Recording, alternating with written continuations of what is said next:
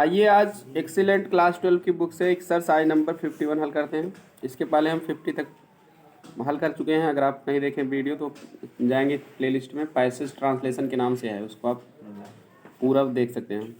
देखिए, एक दिन एक बढ़ई नदी के पुल को पार कर रहा था, तो हो जाएगा one day a carpenter was crossing the river पुल। वाज क्रॉसिंग द रिवर पुल, सॉरी, हाँ, पुल की अंग्रेजी ब्रिज लिख दीजिए, BRIDGE। ब्रिज माने होता पुल, रिवर ब्रिज। अचानक उसकी कुल्हाड़ी नदी में गिर गई।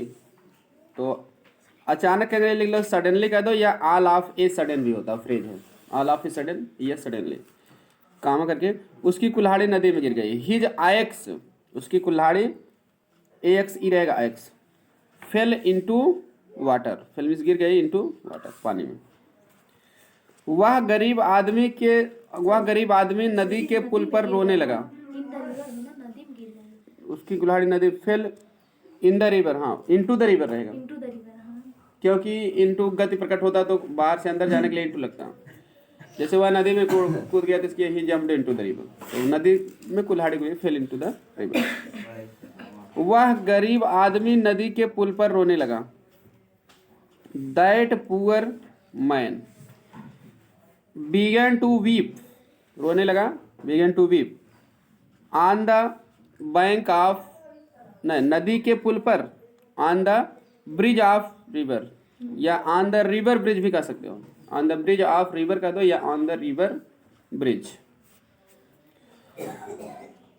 नदी के देवता को उस पर दया आ गई। नदी के देवता the river God, river God देखिए किताब में दिया भी है, नदी के देवता का अंग्रेजी द रिवर गॉड, उस पर दया आ गई। इसकी अंग्रेजी हो गया फेल्ट पिटी, फेल्ट पिटी माने दया आ गई, किताब में दिया भी है, felt pity on him. Felt pity माने दया महसूस कर लिए या दया आ गई, क्योंकि दया को फील किया जाए, ठीक है। Felt pity on him. वह नदी से बाहर आया और कहने लगा, he came out of the river, वह नदी से बाहर आया और कहने लगा, and began to say, began to say माने कहने लगा, कामा डबल कामा लगा दीजिए, तुम क्यों रोते हो, why do you weep, why do you weep, तुम क्यों रोते हो।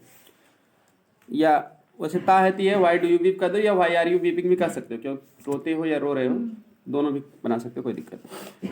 उसके बाद आप बढ़ई ने कहा, इन्वर्ट कामा बंद कर दीजिए, प्रश्न चल रहा है। बढ़ई ने कहा, the carpenter said, comma double comma, श्रीमान जी माने होगा सर, मेरी कुल्हाड़ी नदी में गिर गई है, ठीक है।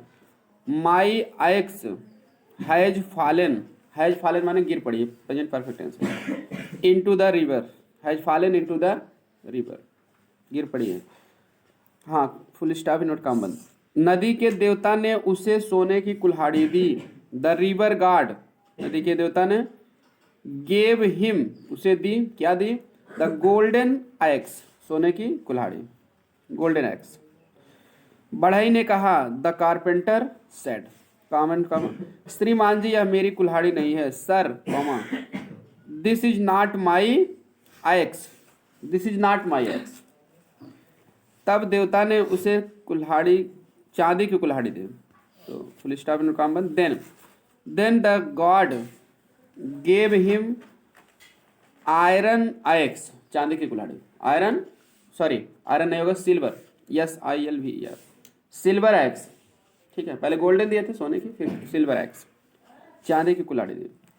बढ़ई ने फिर कहा, द कारपेंटर, ठीक है, सेड अगेन, सेड अगेन, दोबारा कहा कि दैट, यह कुल्हाड़ी भी उसकी नहीं है, दिस एक्स, ठीक है, this x was also not him, जैसे का this axe also was not him, यह कुल्हाड़ी उसकी नहीं है, मतलब है भले है लेकिन सेड है तो वाज ही लगेगा। दिस, ऐसे भी एक तरीके से और इसको बना सकते हैं, दिस एक्स, ठीक है, उसकी नहीं है, was, this axe also was not, was not, was not belonged to him. जैसे किसी का होना बिलोंग टू मी होता तो बिलोंग्ड टू हिम ज़्यादा सही रहेगा। Was also was not belong to him, माने उसकी नहीं थी हो जाएगा। सेड है तो इसलिए बिलोंग्स टू मी का जो है इनडायरेक्ट के अनुसार जो है मी का हिम हो जाएगा, वो इसमें लिखा भी है। Also was not belonged to him, उसकी नहीं थी। क्लियर? नहीं तो आप सिंपली वाज आल्सो नॉट, ठीक है, ऑफ हिम भी कर सकते हो, उसकी का करेंगे ऑफ हिम भी लिख सकते हो, नहीं तो बिलोंग टू हिम बेटर माना जाएगा। क्लियर? किसी का होना बिलोंग टू हिम, अगर आप नहीं लिख पाओ तो परीक्षा में भूल जाओ तो ऑफ हिम से भी काम चला लेंगे। तब देवता ने उसको लोहे की कुल्हाड़ी दी। Then the god gave him iron axe, लोहे की कुल्हाड़ी आयरन एक्स, जिसे बढ़ई ने स्वीकार कर लिया। विच, जिसे the carpenter accepted, which the carpenter accepted, जिसे बढ़ई ने स्वीकार कर लिया। बढ़ई की ईमानदारी देखकर, तो इसकी अंग्रेजी seeing the honesty of carpenter, participles बनेगा seeing the honesty of carpenter, comma उस देवता ने वे दोनों कुल्हाड़ियां भी उसे पुरस्कार में दे दी। That God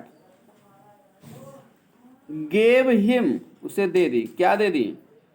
both of the axes, दोनों कुल्हाड़ियां, बोथ ऑफ द एक्सेज, ठीक है, एज ए रिवार्ड, ठीक है, पुरस्कार के रूप, पुरस्कार में मतलब पुरस्कार के रूप में, एज ए रिवार्ड।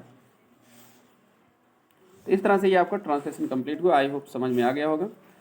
मिलते हैं अगले वीडियो में एक और शानदार ट्रांसलेशन के साथ। और इसके अलावा अगर आप antonyms, synonyms, homophones, idioms and phrase, one word substitution अगर आप देखना चाहते हैं प्रीवियस ईयर के 10 साल का भी, और वैसे भी प्लेलिस्ट में जाइए देख लीजिए, नहीं तो सर्च करिए last 10 years synonyms by Ramesh sir, last 10 years, 3 years antonyms by Ramesh sir, homophones by Ramesh sir, ऐसे लास्ट 10 ईयर्स नाम से सर्च करोगे तो प्रीवियस ईयर की आपको पूरा मिल जाएगी एक ही वीडियो में, 10 साल का पूरा।